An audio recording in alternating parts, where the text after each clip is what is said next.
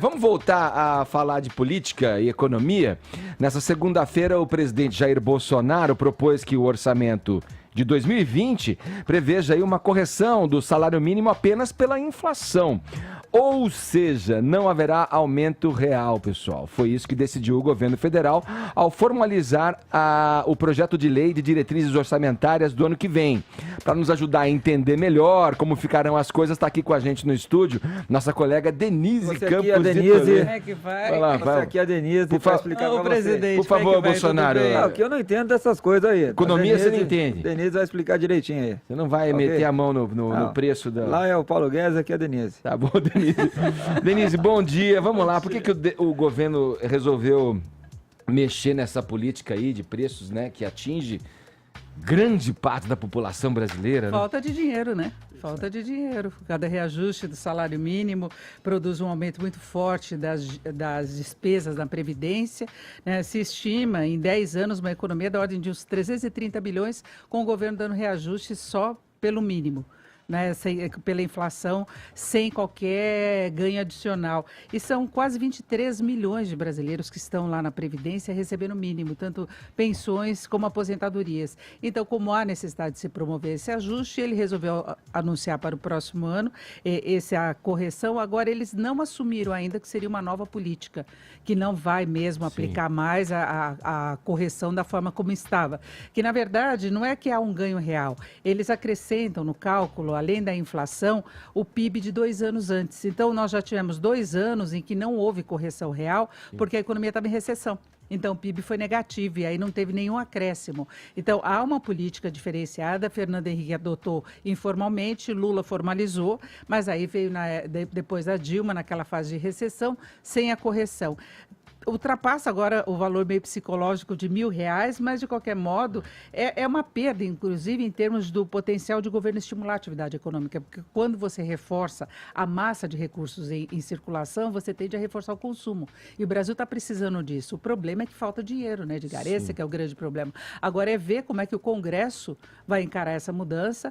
Tem de passar pelo Congresso uma nova política que eles ficaram de apresentar, talvez no final do mês, aí formalmente como vai ser a correção, porque agora essa correção para o ano que vem veio no projeto de lei de diretrizes orçamentárias. Então, o governo estima uma inflação, a partir dessa inflação também o crescimento, e com base nisso ele estima quanto que vai ter de receita. E aí vê o que cabe nessa receita. Sim. E aí não cabe um reajuste acima da inflação para o salário mínimo. Porque o governo, mesmo com a reforma da Previdência, ele trabalha com um horizonte de déficits ainda por alguns anos. Então, a correção não vai ser imediata, o rombo que recebeu de herança foi imenso, a economia está crescendo pouco, então gera menos imposto, e aí o saldo final das contas também não fica confortável.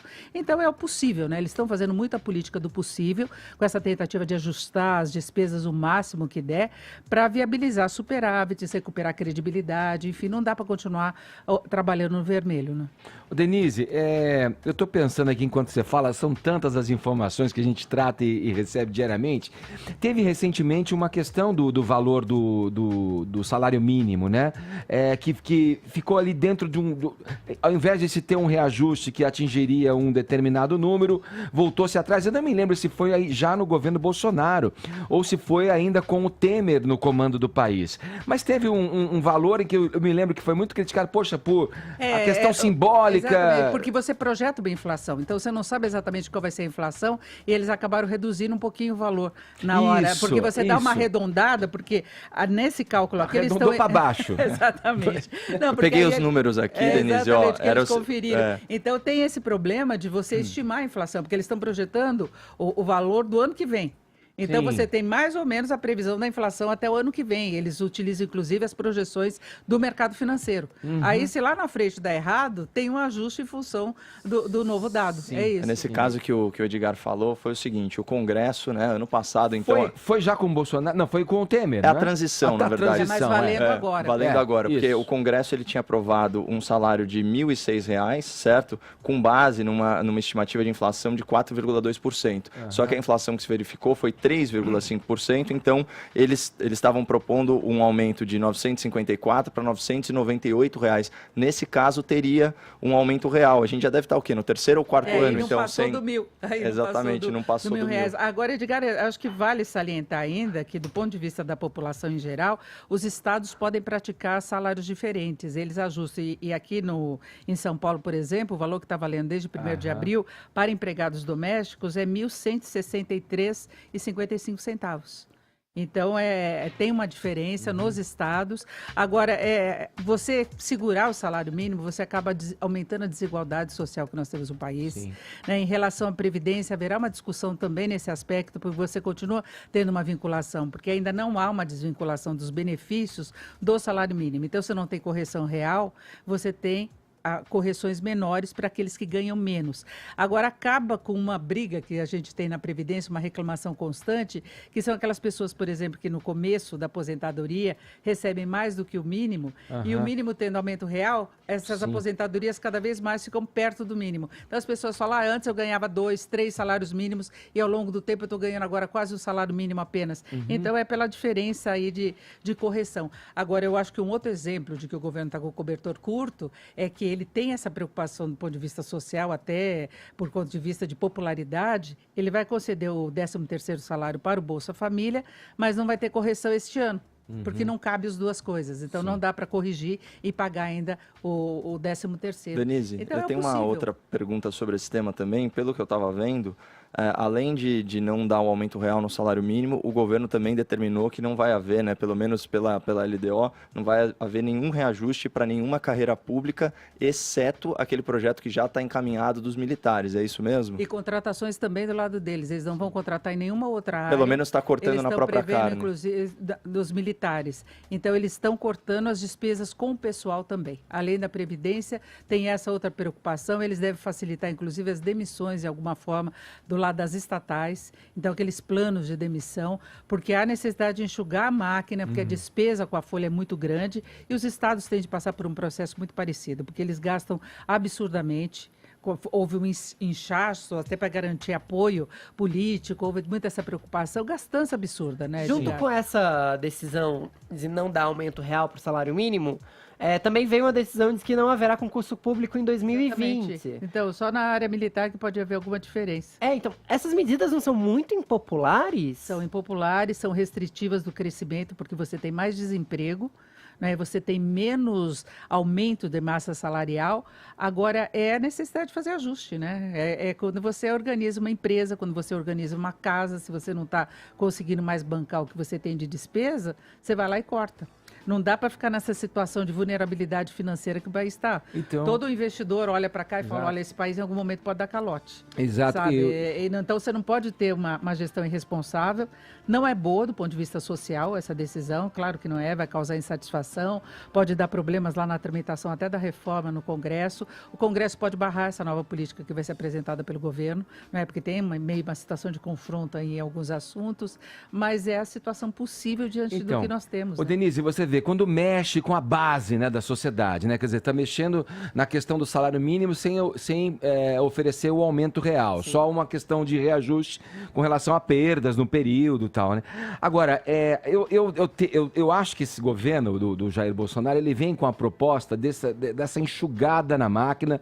Você comentou dos cargos comissionados, esses cargos aí que estão sendo todos revistos, que em outros governos não se cuidou desse lado, né? Não se olhou para esse lado. Aumentou demais. E a gente via, entrava governo, saía governo, que todos os veículos de imprensa, a mídia toda falava o inchaço da máquina, a máquina é dispendiosa, a máquina gasta mais do que arrecada. Quantas vezes você não veio aqui neste mesmo programinha de rádio, Denise, falando desse desequilíbrio? Quer dizer, com relação à medida ser impopular, alguma hora esse remédio amargo teria de vir. Sim. Né? E aí há um mérito, né, pelo menos na intenção do governo. Eu acho que a questão talvez... O que é ruim é você tomar essas medidas no momento que a economia está crescendo pouco. Está crescendo pouco e mexer com a base, é isso que eu acho. A base deveria ser, de alguma maneira, poupada disso, né? Porque talvez quem vive de salário mínimo é quem está mais necessitado. Simbólico de falar, olha, eu vou reconhecer, a base precisa aquecer a economia, precisa ter poder para, inclusive, até consumir. Então eu vou garantir esse reajuste Você e reduz esse o aumento real. desequilíbrio. Denise, Ainda no país, quando você dá reajuste real para o salário mínimo, você vai reduzindo. E o país tem uma desigualdade muito forte. Muito. Agora é a conjuntura que deixa tá eu te ali pedir para colocada, fazer né? uma coisa que para muita gente vai parecer óbvia, A mas às última vezes... pergunta, hein, claro, pra Denise, vai. Mas é que muitas Por vezes favor. a gente ouve as coisas e não processa direito. Você falou que os militares são uma exceção dentro dessas decisões que foram tomadas. Há um privilégio para militares? O que é que acontece nesse sentido? Olha, os militares reclamam da questão do plano de carreira deles, que há uma defasagem, que eles ganham muito pouco, né, independente de algumas condições. Então, eles aproveitaram para colocar o plano de carreira junto com as mudanças da Previdência. Uma coisa não está diretamente E relacionada foi à uma outra. carta na manga que não teve como sair não fora. Não tem como sair fora, porque tem uma implicação muito forte em relação a isso. Até Rodrigo Maia reconheceu. Ele falou que a discussão toda da reforma deles vai ficar para depois. Reconheceu que tem essa defasagem salarial. Agora, o problema é que há uma defasagem salarial em várias outras categorias. Só que essa categoria tem mais forças no contexto geral. A necessidade de ter, inclusive, um plano de carreira mais eficiente. Tomara que outras categorias também passem por isso. Mas quando você joga na iniciativa privada, a condição é muito diferente. Né? E os servidores, de modo geral, eles têm uma condição privilegiada ainda em relação à remuneração, em relação a benefícios, em relação à estabilidade de emprego, que é uma coisa que o trabalhador do setor privado não tem. Então, é isso. Aí tem a condição colocada pelos militares, eles vão ter esse plano de carreira, mas há necessidade de enxugar toda a máquina e encarar a impopularidade que está relacionada a isso, a segurar salário mínimo, a programas sociais. Agora, só mais um detalhe, Edgar, ontem o Rodrigo Maia esteve num evento aqui em São Paulo e ele salientou a importância de o governo se preocupar também em ter uma política social. Porque ele vem cortando uma série de programas, restringindo. O Bolsa Família 13º até foge um pouco disso, né, que foi um benefício que, no final das contas, vai ser mais vantajoso até do que o reajuste apenas, né, esse 13º que ele vai representar, em termos nominais mesmo, que as pessoas vão receber, mas não se tem uma estratégia do ponto de vista social macro.